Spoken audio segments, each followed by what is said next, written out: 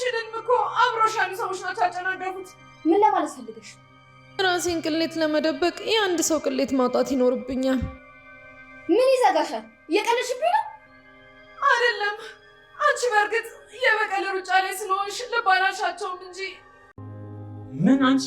አዎ ስለማፈቅር ነው ልርቅም አልፈልግም። ሁሌም አብረኝ እንድትሆን እፈልጋለሁ።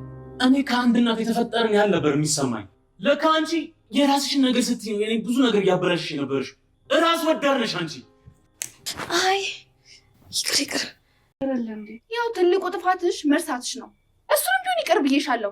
አሁን ግን ሌላ ጥፋት ሳታጠፊ ከዚህ መሄዱ የተሻለ ነው።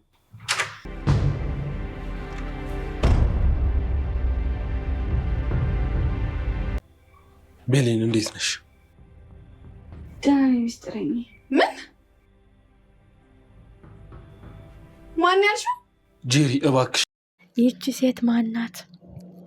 ደፍኒን የምትባለው ሴት ልጅ እንዳላትና ደፍኒን በአሰቃቂ ሁኔታ ምንም ባልታወቀ ሚስጥር እንደተገደለች፣ አሁን ግን ልጅቷ የእናቷን ደም ለመመለስ እንደመጣች የተናገረችው ሜርሲ ሁሉም ነገር በቁም ነገር ትኩረት ይዞ እንዲከታተለው ነው የሚያደርገው። ሜርሲ የምታውቂው ሚስጥር ኑሮ ነው እንጂ በድፍን እሷ ሞታለች፣ ሴት ልጅ አለቻት፣ እሷ ልትበቀል መጣች የሚለውን እንቆቅልሽ ልታውቂ አትችይም ብሎ ትኩረት ሊያደርግ ይችላል። በዛ ላይ አያትየዋ ይህን ሚስጥር ካጋራት በትክክል ከዚህ ወጥመድ ሰንሰለት ላይ ሜርሲ ያለችበት ብላ ትነግረዋለች ማለት ነው። ሲፈን እና ሜርሲ እንግዲህ አንገት ለአንገት ተናንቀዋል። እቅድሽ ልታሳኪ ሳይሆን የሰው እቅድ እያከሸፍሽ የሰው አላማ እየሰበርሽ ነው ያለሽው። ሜርሲ ተስፋ የቆረጠ ሰው ምንም አንድ ሁለት ሳይል ነው ቀጥታ የሚደፋሽ። እመኝኝ በመንገዴ ከገባሽ እገልሻለሁ ስትል ሲፈን ዝታባታለች። አምናን ድርጅቱ እንዳለ እንደተዘረፈና ድርጅቱ እንዳለ እንደተለቀመ እያንዳንዱ ወረቀት እንደተወሰደ ሲነገረው እየተከታተለው መኪና አቶ ሜሊክን ይዞ እንደነበረ ሲያገኝ ማመን አቃተው። አጠገብ የሆነ እየወጋኸኝ፣ አጠገብ የሆነ እየገዘገዝከኝ፣ እንቅስቃሴን እየተጠቀምክ ድርጅቴን ኪሳራ ውስጥ ኑሮዬን ቁልቁል ስታወርዶ የነበረው አንተ ነህ። ትልቁ የውስጥ አዋቂ ሳይሆን የውጭ አዋቂው ተንቀሳቃሽ እቃቸው አንተ ነህ። እኔ አምኜ ኃላፊነት ብሰጥህ አንተ ግን በቅናትና በልክ ድርጅቴን ወደ ኋላ ትጎትታለህ። ቆይ አንተ ማነህ? ከአንተ ጀርባ ያሉትስ ማን ናቸው? ብቻህን እንደምታደርገው 100% እርግጠኛ ነኝ። አባላት አሉ።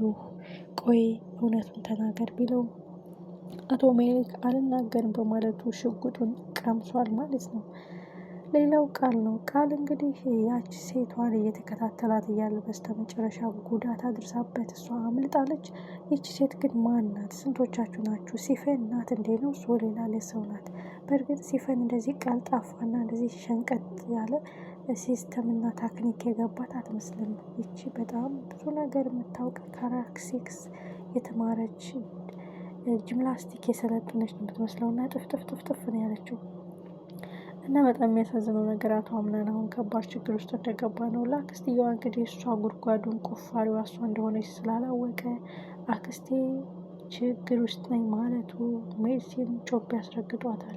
ግን አምናን ለአያትየዋ ከማከራት በትክክል የውስጥ አዋቂ እያንዳንዳችን እንቅስቃሴ የሚከታተል እንደሆነ ትነግረዋለች ማለት ነው። በጣም የሚያሳዝን ልብ የሚሰብር ሁኔታ።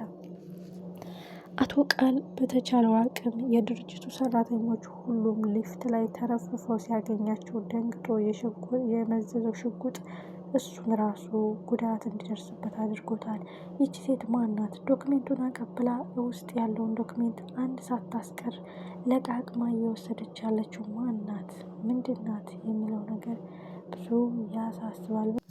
አቶ አምናን እቤት ጄሪ መቆሚያ መቀመጫ ሰጥተዋለች። ቤሊል ጋር ርቀትን ጠብቅ፣ ቤሊል ከዚህ ቤት ትባረር፣ ቤሊል ከዚህ ቤት ትውጣ፣ ብዙ ነገር ምክንያት ብደረድርም አሁን አቶ አምናን ነገሮችን በትኩረት የሚያይበትና ለምን እንዴት ወዴት ብሎ ራሱን የሚያዳምጥበት አጋጣሚ ተፈጥሯል። እሱም አሁን የመጣው የተሳለለ ሁሉም የተጠና የውስጥ አዋቂ ዘረፋ፣ የውስጥ አዋቂ ስትራቴጂ፣ እጅግ የሚያሳዝን መጨረሻ። ይቺ ሴት ማን ናት? ማን ልኳት ነው? በዚህን ያህል ልክ ስማርት የሆነች ሴት ቃል ላይ ጉዳት አድርሳ ድርጅቱን የሚያክስረውን ዶክሜንት ይዛ ሄደችው ማናት የሚለውን እንቆቅልሽ ነው።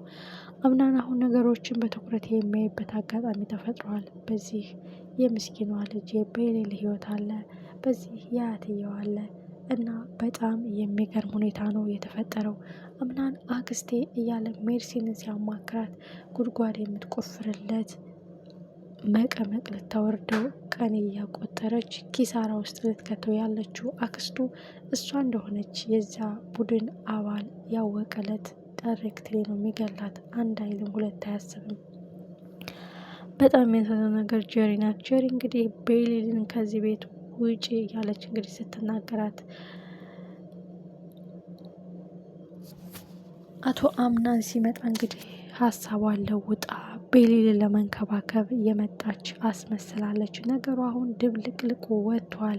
እንግዲህ አቶ አምናን ይህቺ ሴት ማናት? ያየዋት ሴት ናት፣ ዶክሜንቱን የሰጠችው ሴት ናት። አምናን የአባሏ ቢሆን እንኳን በጭራሽ የደፍኒ ልጅ ልትሆን ትችላለች ብሎ ሀሳቡን ሊቀይርና ደፍኒ የምትባል በማለት ሊያስሰው ይችላል።